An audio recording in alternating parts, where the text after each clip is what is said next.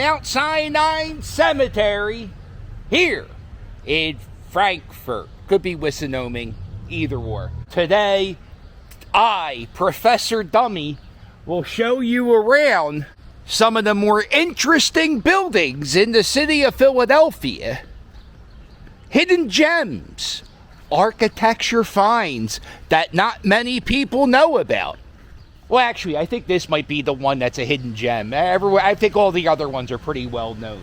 But my favorite architect from the 1800s is this guy named Frank Furness, who made this synagogue for this Jewish cemetery right off of Bridge Street.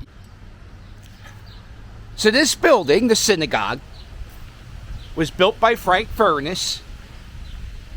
And the cemetery actually doesn't even use this as like a place for people to sit and mourn. I think they use it more as a storage place, but it's really cool. And if you ever see a Frank Furness building, he always uses this special stone with the dimples in it. When you go around to the sides of the building, it has these really interesting small windows. So cool. And then when you get along the back, there's this little door here and some more small windows. And this is...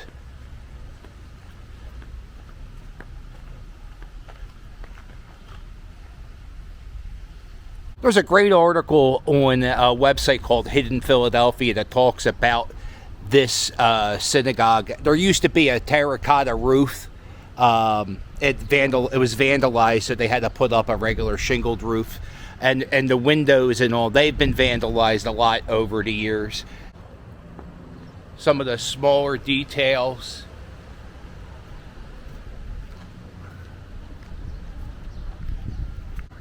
Not too far away from Frank Furness's synagogue, you will see the Gimbel family plot. Gimbel, you may have heard of the Gimbel last name, Gimbel Department Store. They started somewhere in the Midwest. They came to the East Coast. They had a Philadelphia store, and then they had a New York store. And if you see this name here, this is Bernard Gimbel, and he is the man who started the Thanksgiving Day Parade tradition. And the first Thanksgiving Day Parade didn't happen in New York. It happened here in Philadelphia. All because of Bernard Gimbel. The Binswanger family, they are the family that started taking photographs for Christmas cards. These guys did it. And I'm almost certain this is a Jewish cemetery. So isn't that funny that they started the Christmas card tradition? Also, if you live in Pennsylvania, we can only buy liquor in a place called a state store, which is a state-run liquor store. Binswanger is a guy who helped out the state of Pennsylvania. And in the 1930s, it was his idea to put the state stores in all the old banks that closed down after the Great Depression, and they would lock up the hooch in the old banks. Binswanger did that. Hey, everybody, all singing this song. Does this historical marker belong? Beth Shalom Synagogue, designed by Frank Lloyd Wright, and built with the collaboration of Rabbi Mortimer J. Cohen. This National Historic Landmark was complete in 1959. It is Wright's only synagogue, supposed to evoke the biblical Mount Sinai in modern materials: concrete, steel, aluminum, and glass. If you look across the street, you'll see the Cheltenham Police Station. Here's the sign for the synagogue.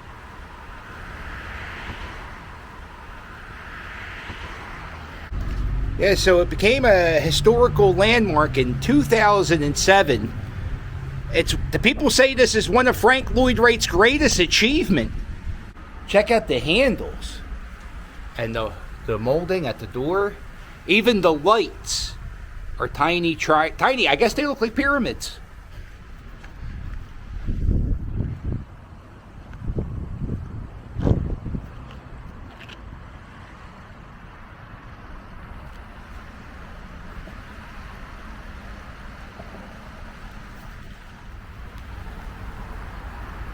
Yeah, this is only 25 minutes from my house. I had no idea this existed. I don't know who Beth is, but all these buildings are named after her.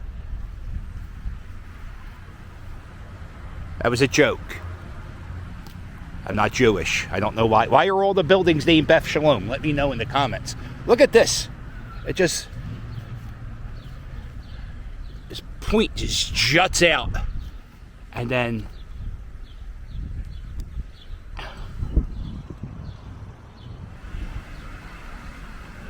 it's crazy.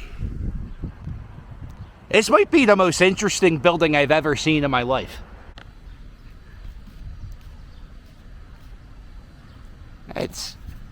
And the back looks just like the front. There's a pyramid in Cheltenham.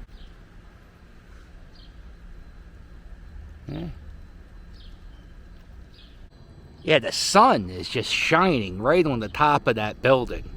And I wonder if it has like a greenhouse effect, like if it gets super hot in there when the sun's hitting on that. I'm sure they thought about that before they built the synagogue. Back here, right next to the parking lot, there's these two panes of wired glass. It's very heavy. And if you look up there, it belongs up there. Oh boy, that's for me. Let me get out of here. Do give tours of the synagogue. You just got to call ahead of time and set up a tour. They'll do that for you. And guy's very nice. He works for he's a security guard. He saw me walking around. He's like, what are you doing? And I said, oh, I'm an architecture dork. He said, I get it. Go ahead. Have fun. I am now at the estate of Cypress Curtis, who over there, I think this is the only building left in his estate. But Cypress Curtis was a big-time publisher, and he, when you're a big-time publisher, you have big-time money. And he published the Saturday Evening Post, Ladies' Home Journal, and a few other things. Norman Rockwell worked for Cypress Curtis. And I think what they do now is they rent out this space for like weddings and other events. But you're allowed to come in here, park your car, go for a little walk.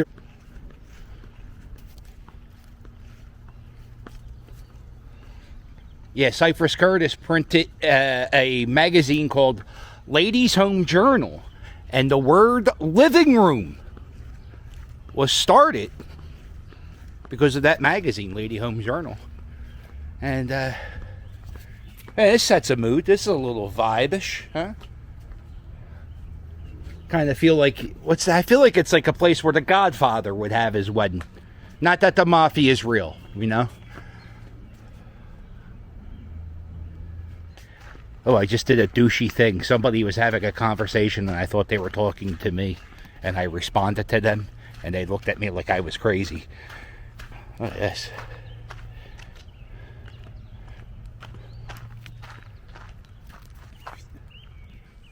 Check out the doorknob. Look at the difference. You can tell everyone uses this one to open the door. It's a big ass door. I don't want to get too tactical. Oof. Yeah, it's a pretty building. It's right here. It's in between the synagogue and the castle. Did I mention we're going to a castle? Let's go to the castle now. And here we are, Arcadia University. Please use main castle entrance. And this ain't no phony baloney Walt Disney World castle. This is the real deal Holyfield. This is a castle, my friend. Look at this. This is right outside of Philadelphia in Arcadia University, formerly known as Beaver University. Oh, we're dead.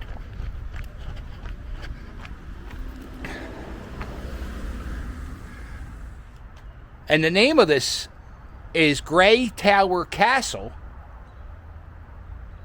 Construction started in 1893. And the architect of this building is Horace Trumbauer. He's the same architect of the Philadelphia Museum of Art. The sundial, it's 3:04 p.m. I guess that's right.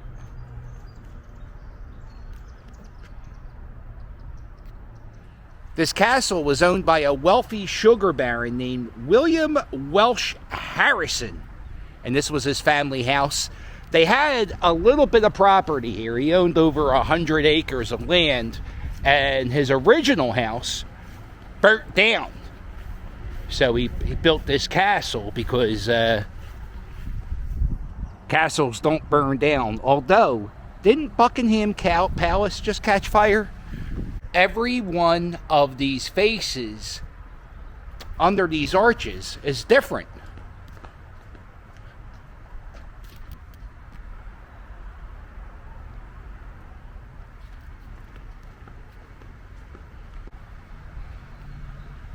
Oh man, that gives me, that's nightmare fuel.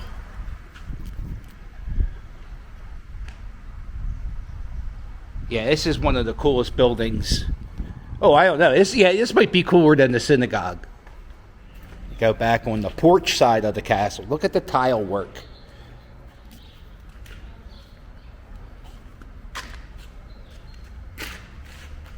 You got the chandelier.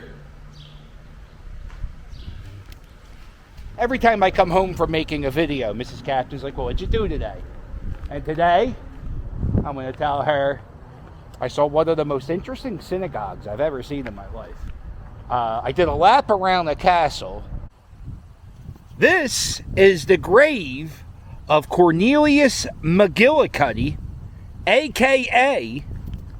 Connie Mack.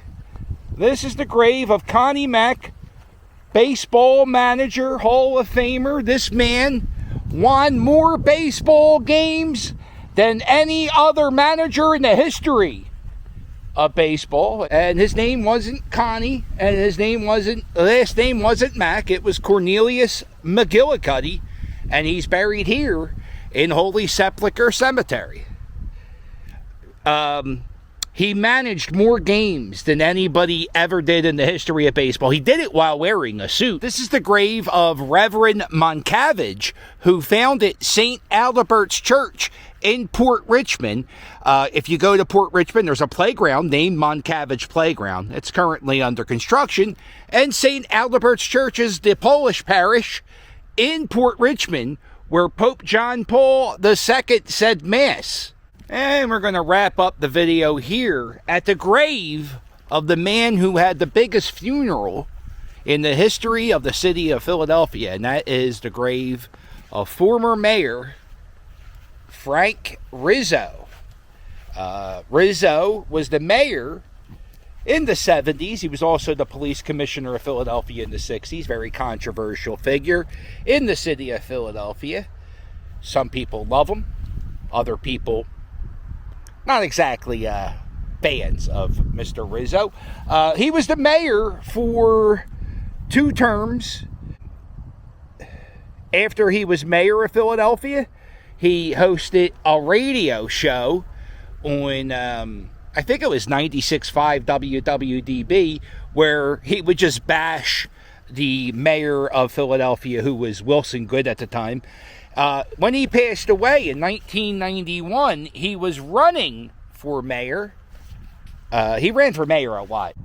Back when I started my YouTube channel, I actually made a video inside Frank's house when they were having an estate sale. The video is not that good. The camera works. It was like one of my very first videos. I didn't know what I was doing, but it was very cool to go inside his house. I got to go inside his garage, and every screw, he had like baby jars of food full of screws and nuts and nails, and all of his tools were super organized. I think he graduated high school, became a police officer, worked his way up the ranks, and became police commissioner. And he became mayor in the 70s when Richard Nixon was running for president. Richard Nixon was a Republican. Rizzo backed him. He was like the law and order guy. In the 70s, Philadelphia built a museum for African American history. They built the Mummers Museum. They built the Gallery Wall. Frank Rizzo was the mayor of Philadelphia when all of those things were built. Well, if you enjoyed this video, please do me a favor. Hit the thumbs up. And while you're at it, please subscribe. Don't forget to check out my merch. Oh, it's fire. And don't forget, if you want to get some early previews or get some bonus videos or a postcard, sign up for my Patreon. Father's Day this weekend, book me on Cameo. Book me on Cameo. I'll be doing the Father's Day cameos every day. I'll do a bunch on Sunday. I won't let your dad have a bad Father's Day. Book me on Cameo. Am I doing a Cameo promo on the grave of Frank Rizzo? No. I'm doing it on the grave in front of Frank Rizzo's. Well, make sure you hit like and subscribe, and I'll sail with you later.